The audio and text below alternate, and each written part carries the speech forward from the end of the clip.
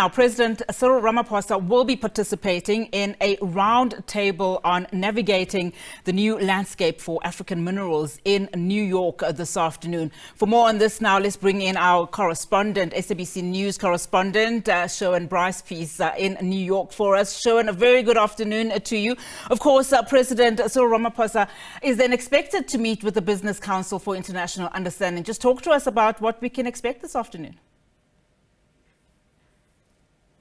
Yeah, so we're taking a step away from the United Nations today, and the focus of the President's itinerary today is very much on South Africa's economy. In particular, the title of his forum today is Navigating a New Landscape for African Minerals, hosted by an NGO, a non-for-profit called the Business Council for International Understanding, which is a group that promotes international understanding and expands global trade and commerce through a combination of dialogue and understanding. They organize, Unati, off-the-record briefings between business executives and senior government officials. They say, we drive impact by understanding the priorities of both businesses and governance and seeking to make that connection. It's also being hosted by a group called Prosper Africa.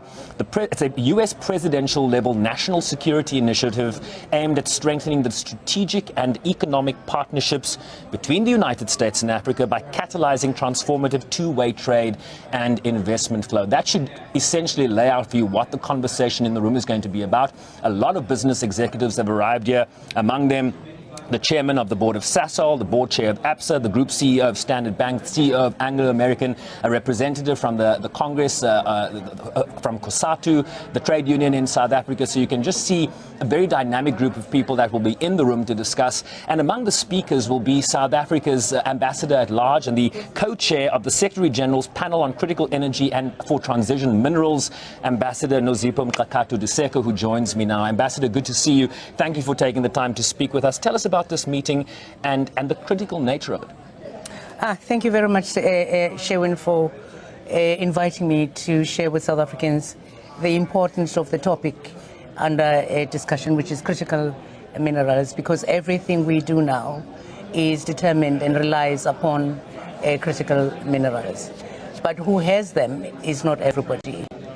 Africa happens to be well endowed, and South Africa in particular.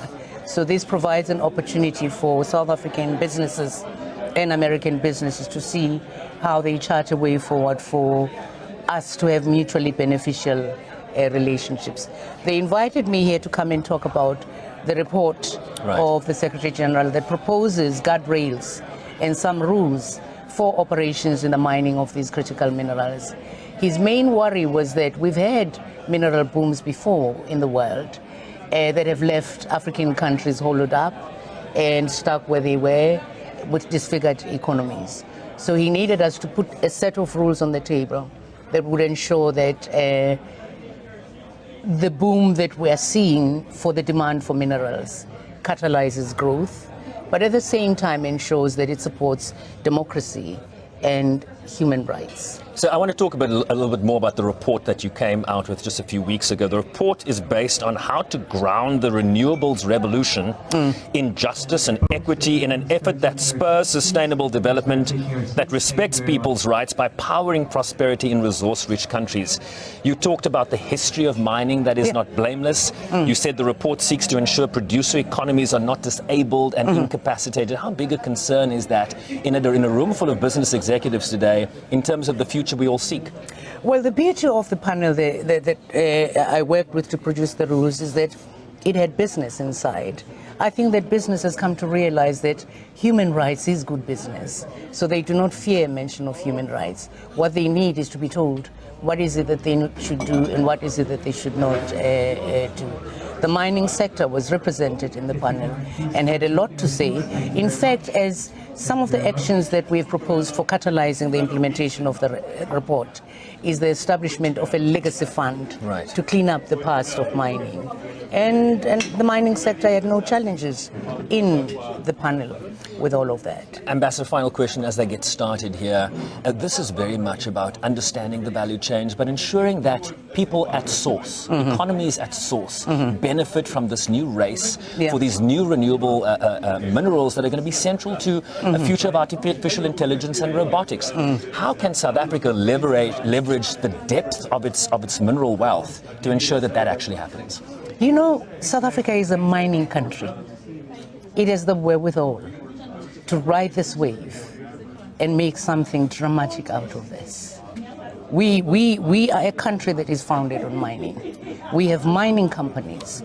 We have the capacity to mine. But also, these companies are in a country that is founded now on human rights. They understand the game of human rights. Right. It doesn't really frighten them.